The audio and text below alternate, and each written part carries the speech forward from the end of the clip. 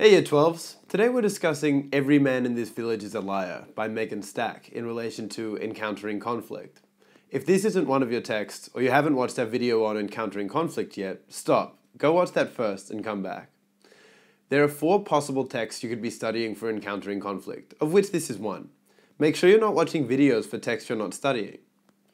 Alright, on to Every Man in This Village is a Liar, which I'll just call Every Man, or the book from now on. This novel acts like a memoir from Megan Stack's life as a journalist, a series of stories of the conflicts she has experienced around the world. But it is not just physical and political conflicts that Stack experiences, but internal and cultural ones as well. Her stories are complex. They speak of the hardships experienced by locals, and of the difficulties for her in coming to terms with the cruelties she has seen. The most continuous conflict throughout the novel is the internal one experienced by Stack herself, particularly in relation to her connection, or disconnect, with America and the Americans. If you're hoping to use Stack as inspiration for creative writing, or you want to analyze her style in a bit more depth, consider the following. Personal anecdote-based structure.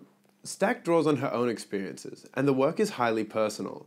She includes her thoughts and feelings, even those that she signposts as potentially offensive to the reader. It is written purely in the first person, interwoven with strips of historical and political explanations. Non-linear structure.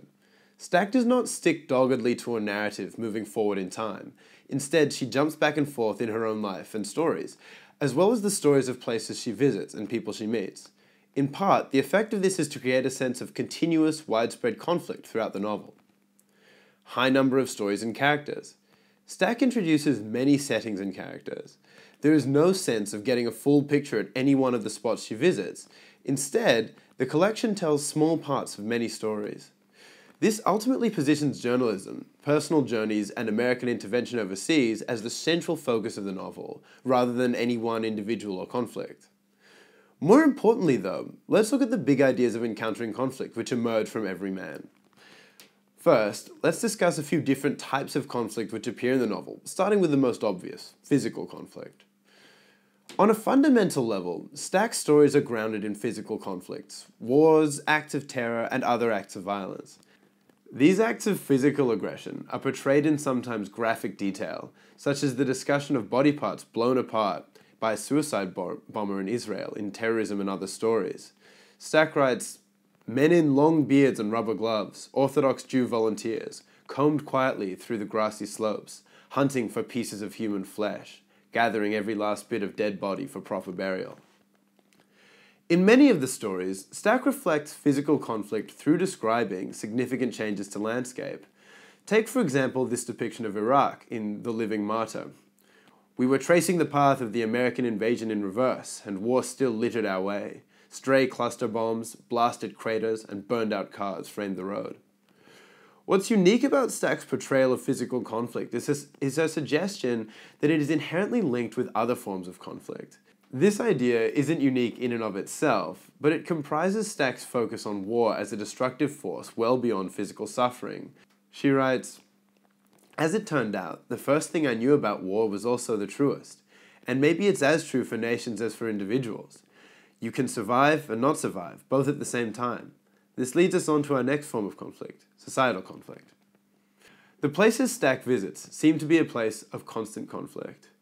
Throughout the Middle East, Stack encounters individuals whose lives operate around this perpetual warfare, and her life too becomes one that is constantly exposed to conflict. The way these conflicts are affecting different societies is complex and often implied by Stack, rather than stated.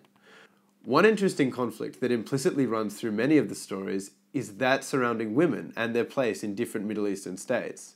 In Chasing Ghosts, Stack comments that the women she is encountering are entirely limited in their lives. They cannot leave the house alone to buy groceries or go for a walk. She says, "Their husbands were doctors and merchants and engineers, but none of these women had the equivalent of a middle school education. Still, they waited for the world to change. The women in Nazir's house were not liberated beings." There are major changes occurring in the societies that Stack inhabits, but much of this change does not filter down to ordinary people, particularly women. Furthermore, Stack chastises the simplistic and paternalistic American viewpoint that these women have been liberated by American ideals and intervention. In fact, much of Stack's writing is critical of America and how removed American politics is from the places it intervenes in. She says in the prologue, "Only after covering it for years did I understand that the War on Terror never really existed. It was hollow. It was essentially nothing but a unifying myth for a complicated scramble of mixed impulses and social theories and night terrors and cruelty and business interests, all overhung with the unassailable memory of falling skyscrapers." In this way, Stack discusses how the conflict of September 11th spun out into many different conflicts, not just those in the psyche of the American people that led to aggressive patriotism and Islamophobia, but the conflicts the Bush administration sparked elsewhere. Alright, one more form of conflict to discuss: internal conflict. Stack's internal conflict throughout the memoir is highlighted by the fact that it is told from her perspective and highly personal in character. The narrative voice does not shy away from describing thoughts, fears, and feelings that convey her inner struggle with the things she sees and hears.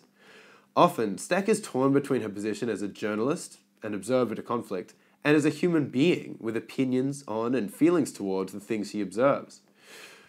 Her opinions are sometimes met with criticism, such as her articles about suicide bombings in Israel, and her critiques are sometimes harsh, but they are evidence of the depth of her feeling. Equally, her decision to write this novel and share her personal feelings demonstrates the inner conflict she experiences when thinking about her experiences, that she wishes to step away from the impersonality of journalistic reporting. It is not only Stack's internal crisis that we see. The people she interacts with suffer from a variety of internal conflicts, whether it be paralyzing indecision of do I stay or do I go, or feelings of deep regret for past sins. The story that Stack opens on is that of John, an old family friend who went to war at a young age. She says, "A bomb explodes and everything goes wrong. John lived, but he wasn't all right. 305 people died around him. A few years later, he shot himself in the head." John's internal conflict isn't explored in any great depth, but it is implied, both by the situation and from Stack's takeaway that people can both survive and not survive war, all at the same time. Alright, on to our next big topic. Let's discuss the different types of conflict that take place across the novel. Obviously, there is great complexity in the causes of all the different conflicts that Stack discusses. Nonetheless, common threads are drawn between different stories. American greed, dangerous jingoism, fear, and ignorance are often identified as aggravating factors. When discussing the overzealous military reaction to 9/11, Stack says the following: "Mostly, I think it was fear. Fear made more dangerous by gaping American estrangement from the rest of the world." Stack often depicts this combination of factors: fear of what one does not understand, in this case, Americans feeling powerless for the first time in living memory, and the emotional disconnect between America and other countries. This is portrayed through Stack's discussions with people back home and the attitudes towards America depicted elsewhere. She describes her transformation away from the American psyche of detachment in As Long as You Can Pay for It.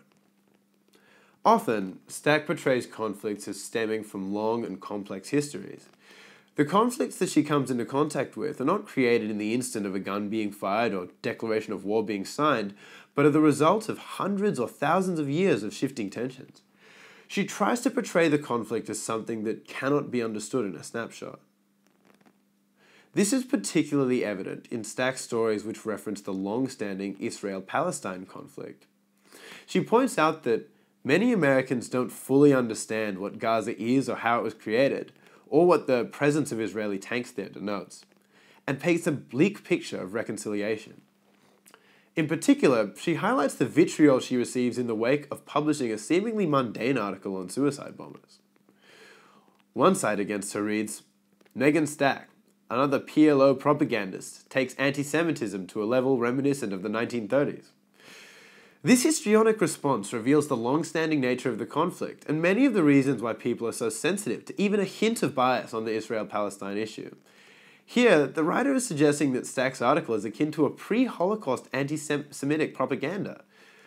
The conflict is not purely that between the writer and Stack, or the suicide bombers from Palestine and the residents of Jerusalem, but stems from a different place altogether.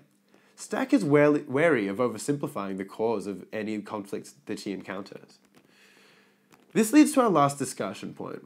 how all of these different conflicts lead to different responses from the individuals who experience them. Whether it be victims or perpetrators, there's a lack of consistency in people's responses to the crises they face. In this way, the collection portrays many different responses, from anger to fear to apathy. There's Miri in Jerusalem, who remains steadfastly positive while trying to educate young children why they shouldn't torture cats and dogs. A Shiite man in Najaf expresses to Stack that his people have been killed by America, but totally without animosity.